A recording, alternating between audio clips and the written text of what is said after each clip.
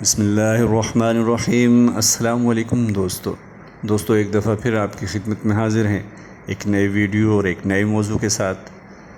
ناظرین اکرام، پیارے نبی صلی اللہ علیہ وآلہ وسلم اس دنیا سے جب رخصت ہو رہے تھے تو انہوں نے اپنی امت کے لیے کچھ نصیحتیں فرمائیں۔ آج کی ویڈیو کا موضوع اور عنوان بھی اسی طرح سے ہے کہ پیارے نبی صلی اللہ علیہ وآلہ وسلم نے اس دنیا سے پردہ فرمانے سے پہلے کون سی نصیحتیں اپنی امت کے لیے فرمائی ہیں، اور کچھ رافضین اور کچھ فتنہ پرور لوگ جو حضرت عمر فاروق رضی اللہ پر بہتان اور اعتراضات کرتے ہیں وہ بھی اس میں ذکر کریں گے۔ لیکن اس سے پہلے آپ تمام احباب سے گزارش ہے کہ ویڈیو کو اینڈ تک دیکھیں اور سنیں اور لائک کریں اور چینل کو سبسکرائب کریں۔ تو ناظرین اکرام، حضرت علی رضی اللہ تعالیٰ سے مروی ہے، اس روایت میں وہ آپ صلی اللہ علیہ وسلم کے مرض وفات کا واقعہ بیان فرما رہے ہیں۔ آپ کی یہ بیماری کئی روز تک جاری رہی اور ان ایام میں آپ صلی اللہ علیہ وسلم مسجد نبوی میں تشریف فرما نہ ہو سکے۔ آخری دن جب آپ صلی اللہ علیہ وسلم کے وصال کا وقت قریب تھا، اس وقت کا واقعہ حضرت علی رضی اللہ تعالیٰ عنہ بیان فرما رہے ہیں۔ وہ یہ کہ جب آپ صلی اللہ علیہ وسلم کی طبیعت زیادہ ناساز ہو گئی تو آپ صلی اللہ علیہ وسلم نے مجھ سے یعنی حضرت علی سے فرمایا کہ اے علی، میرے پاس کوئی تھال لے کے آؤ جس میں وہ بات لکھوں کہ جس کے بعد میری امت گمراہ نہ ہو۔ اس زمانے میں کاغذ کا اتنا رواج نہیں تھا، اس لیے کبھی چمڑے پر لکھ لیا، کبھی ہڈیوں پر لکھ لیا اور کبھی مٹی کے برتن پر لکھ لیا۔ چنانچہ آپ صلی اللہ علیہ وسلم نے حضرت علی رضی اللہ تعالیٰ عنہ سے لکھنے کے لیے تھال منگوایا۔ حضور اقدس صلی اللہ علیہ وسلم کی آخری وصیتیں جو آج کا عنوان ہے۔ حضرت علی رضی اللہ تعالیٰ فرماتے ہیں کہ اس وقت آپ صلی اللہ علیہ وسلم کی طبیعت اتنی ناساز تھی کہ مجھے یہ اندیشہ ہوا کہ اگر میں لکھنے کے لیے کوئی چیز تلاش کرنے کے لیے جاؤں گا تو کہیں میرے پیچھے ہی آپ صلی اللہ علیہ وسلم کی روح پرواز نہ کر جائے۔ اس لیے میں نے حضور اقدس صلی اللہ علیہ وسلم سے کہا کہ آپ جو کچھ فرمائیں گے میں اس کو یاد رکھوں گا اور بعد میں اس کو لکھ لوں گا۔ حضرت علی رضی اللہ تعالیٰ عنہ فرماتے ہیں کہ اس وقت حضور اقدس صلی اللہ علیہ وسلم کا سر اقدس میرے بازوں کے درمیان تھا۔ اس وقت آپ کی زبان مبارک سے جو کلمات نکل رہے تھے وہ یہ تھے: نماز کا خیال رکھو، زکوٰۃ کا خیال رکھو، اور تمہاری ملکیت میں جو غلام اور باندیاں ہیں ان کا خیال رکھو۔ جو شخص اس گواہی پر قائم رہے گا اللہ تعالیٰ جہنم کو اس شخص پر حرام کر دیں گے۔ یہ نصیحتیں حضور اقدس صلی اللہ علیہ وسلم نے آخری وقت میں ارشاد فرمائیں۔ یہ واقعہ خود حضرت علی رضی اللہ تعالیٰ عنہ نے بیان فرمایا۔ اس میں کئی باتیں سمجھنے کی ہیں۔ پہلی بات یہ کہ اسی طرح ایک واقعہ حضرت عمر رضی اللہ تعالیٰ عنہ کے ساتھ بھی پیش آیا تھا۔ حضرت عمر رضی اللہ تعالیٰ عنہ کے ساتھ وصال سے 3 دن پہلے ایسے ہی واقعہ پیش آیا تھا۔ اس دن بھی آپ صلی اللہ علیہ وسلم کی طبیعت بوجھل اور ناساز تھی۔ حضرت عمر رضی اللہ تعالیٰ عنہ آپ صلی اللہ علیہ وسلم کے پاس تھے۔ آپ صلی اللہ علیہ وسلم کی چچا حضرت عباس رضی اللہ تعالیٰ عنہ بھی قریب تھے۔ اس وقت بھی آپ صلی اللہ علیہ وسلم نے ان حضرات رضی اللہ تعالیٰ عنہم سے فرمایا کہ کوئی کاغذ وغیرہ لے آؤ تاکہ میں ایسی بات لکھوں جس کے بعد تم گمراہ نہ ہو۔ حضرت عمر فاروق رضی اللہ تعالیٰ عنہ یہ دیکھ رہے تھے کہ سرور کائنات صلی اللہ علیہ وسلم کی طبیعت زیادہ ناساز ہے، اور اس حالت میں اگر آپ صلی اللہ علیہ وسلم کچھ لکھوانے کی مشقت اٹھائیں گے تو کہیں آپ کی طبیعت زیادہ خراب نہ ہو جائے۔ اس وجہ سے حضرت عمر فاروق رضی اللہ تعالیٰ عنہ نے عرض کیا کہ یا رسول اللہ صلی اللہ علیہ وسلم، اللہ تعالیٰ کی کتاب ہمارے پاس موجود ہے اور آپ پہلے ہی بہت سے ارشادات فرما چکے ہیں، اس لیے اس وقت یہ مشقت اٹھانے کی ضرورت نہیں۔ یہ واقعہ جو حضرت عمر فاروق رضی اللہ تعالیٰ عنہ کے ساتھ پیش آیا تھا،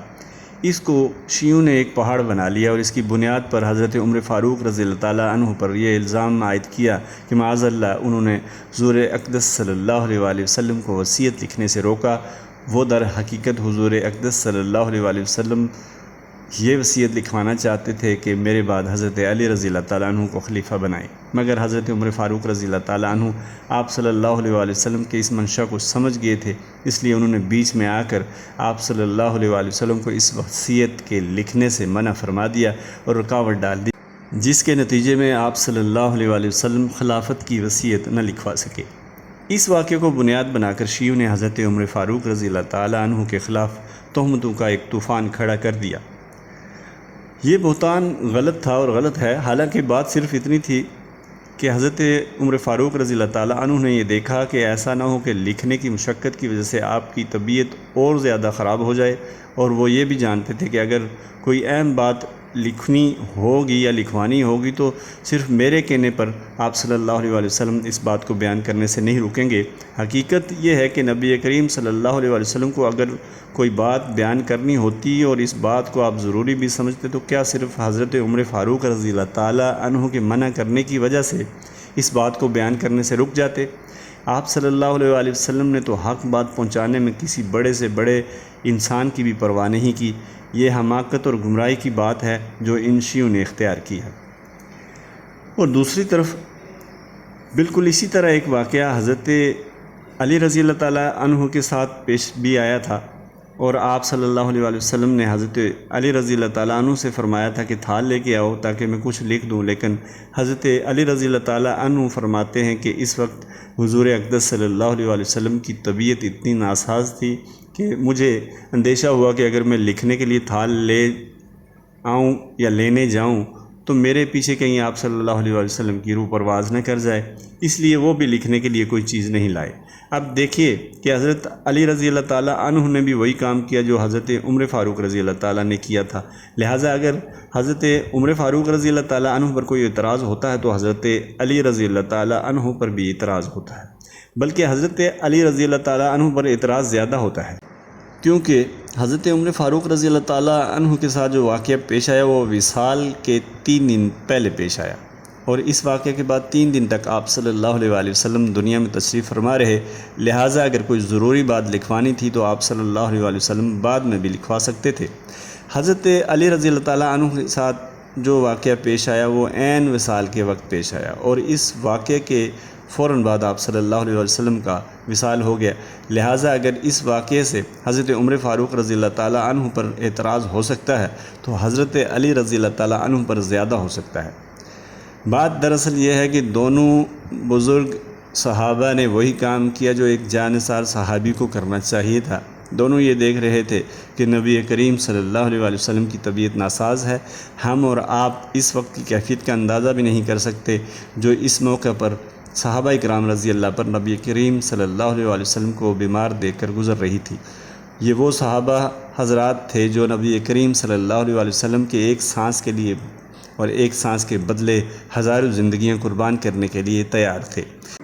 آپ صلی اللہ علیہ وآلہ وسلم کی بیماری اور آپ صلی اللہ علیہ وآلہ وسلم کی تکلیف ان حضرات کے لیے سہانے روح تھی، اسی لیے ان دونوں حضرات نے وہی کام کیا جو ایک جانثار صحابی کو کرنا چاہیے تھا، وہ یہ کہ ایسے موقع پر سرور کائنات صلی اللہ علیہ وآلہ وسلم کو حتی الامکان تکلیف سے بچایا جائے، اور یہ دونوں حضرات جانتے تھے کہ آپ کی ساری زندگی اللہ جل شانہ کے دین کا پیغام پہنچانے میں اور پھیلانے میں صرف ہوئی، اور کوئی ضروری بات ایسی نہیں ہے جو آپ صلی اللہ علیہ وآلہ وسلم نے واشگاف الفاظ میں بیان نہ فرما دی ہو، اسی لیے کوئی ایسی بات نہیں ہے جس کو اس وقت لکھوانا ضروری ہو، اور اگر کوئی بات ایسی ہوگی بھی تو ہم اس کو زبانی سن کر یاد رکھیں گے۔ پھر ساتھ ہی اس حدیث میں یہ بھی آ گیا کہ آپ جو باتیں لکھوانا چاہتے تھے وہ اسی وقت ارشاد فرما دیں، جس کی وجہ سے پتہ چل گیا کہ آپ کیا لکھوانا چاہ رہے تھے، اور وہی باتیں حضرت علی رضی اللہ تعالیٰ عنہ نے روایت فرما دیں، جس کے نتیجے میں یہ بات سامنے آ گئی کہ وہ باتیں جس کی آپ صلی اللہ علیہ وآلہ وسلم بار بار تاکید فرما چکے تھے، اسی کو اور زیادہ تاکید کے ساتھ ہمیشہ کے لیے محفوظ کرنے کی خاطر لکھوانا چاہ رہے تھے۔ چنانچہ آپ صلی اللہ علیہ وآلہ وسلم نے فرمایا، اب نماز کی تاکید اور زکوٰۃ کی تاکید اور غلاموں کے ساتھ حسن سلوک کی تاکید کوئی نئی بات نہیں تھی، لیکن صرف اس لیے یہ باتیں بیان فرمائیں تاکہ امت کو پتہ چل جائے کہ نبی کریم صلی اللہ علیہ وآلہ وسلم نے دنیا سے جاتے جاتے جن باتوں کی تاکید فرمائی وہ یہ تھی۔ لہٰذا نہ خلافت کا کوئی مسئلہ تھا اور نہ ہی اپنے بعد کسی کو جانشین بنانے کا معاملہ تھا۔ بہرحال شیعوں نے حضرت عمر فاروق رضی اللہ تعالیٰ عنہ کے خلاف اعتراضات کا جو طوفان کھڑا کیا تھا، اس حدیث میں بالکل کلا کما ہو جاتا ہے کہ حضرت علی رضی اللہ تعالیٰ عنہ کے ساتھ بھی بالکل ایسا ہی معاملہ پیش آیا جو حضرت عمر فاروق رضی اللہ تعالیٰ عنہ کے ساتھ پیش آیا تھا۔